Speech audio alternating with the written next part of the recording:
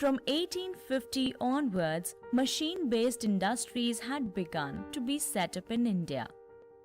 The biggest industry was the spinning and weaving of textiles.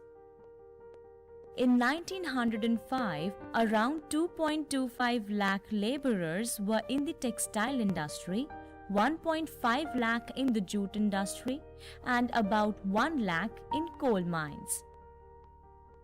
Needy farmers, laborers, and artisans had begun coming from the villages to the cities in the hope of employment. Along with them or after them came their relatives, neighbors, and friends. The number of laborers in cities mounted.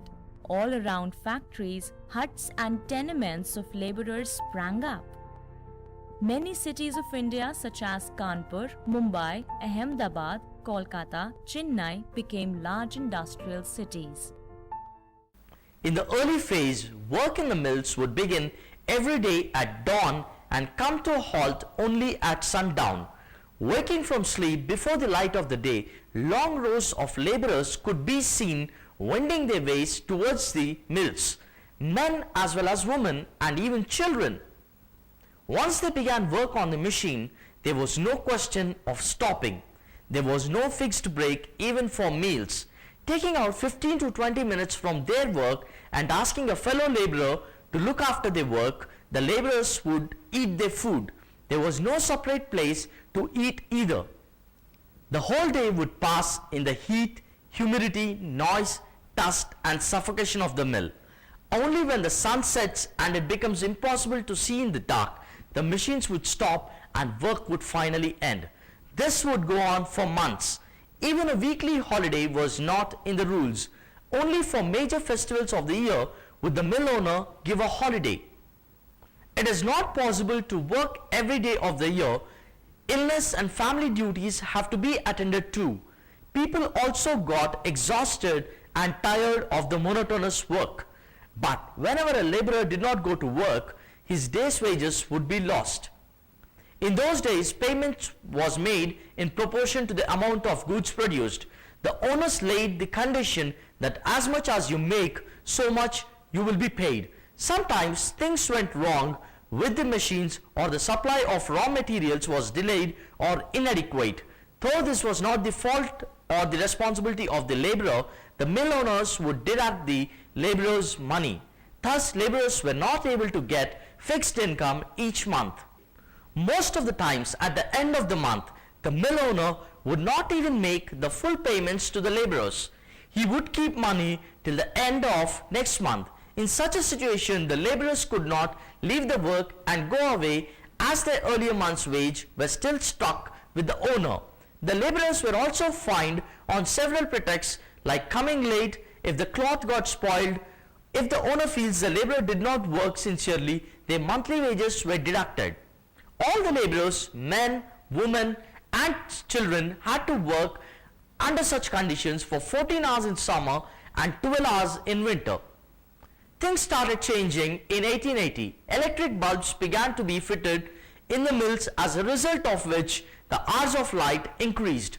So the hours of work also increased. Therefore, each laborer had to work up to 15 hours a day. There were so many hardships at work, and on top of it, there was no security of employment either. If a mill suffered a loss, the owner would throw some laborers out of work and reduce the wages of those who continued to work. But the profit was never shared by the laborers.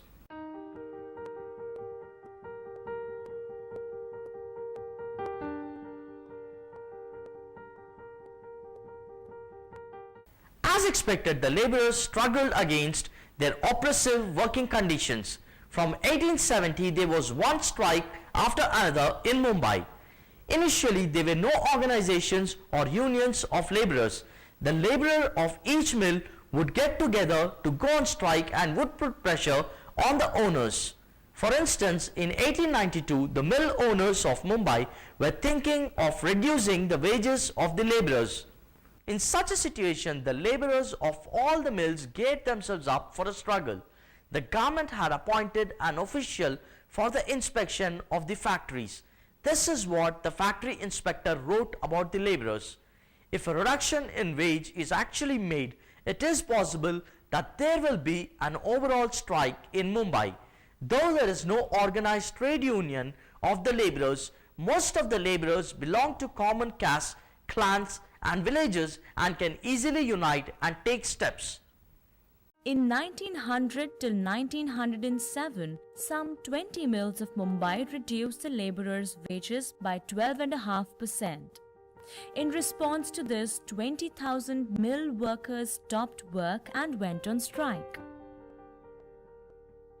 All the 20 mills remained closed for 10 days. Similarly, in 1919, when the cost of living was rising with no increase in laborers' wages, the laborers of all the mills in Mumbai came out on strike and the mills were closed for 12 days. The laborers not only fought for their wages, they also fought against the British for the freedom of India. In 1908, British sentenced the famous Indian freedom fighter Lokmanya Tilak to 6 years of exile from India. In a flash, the laborers of all the mills of Mumbai went on strike against this for 6 days. In this way, the laborers practiced in the freedom struggle on many occasions through strikes.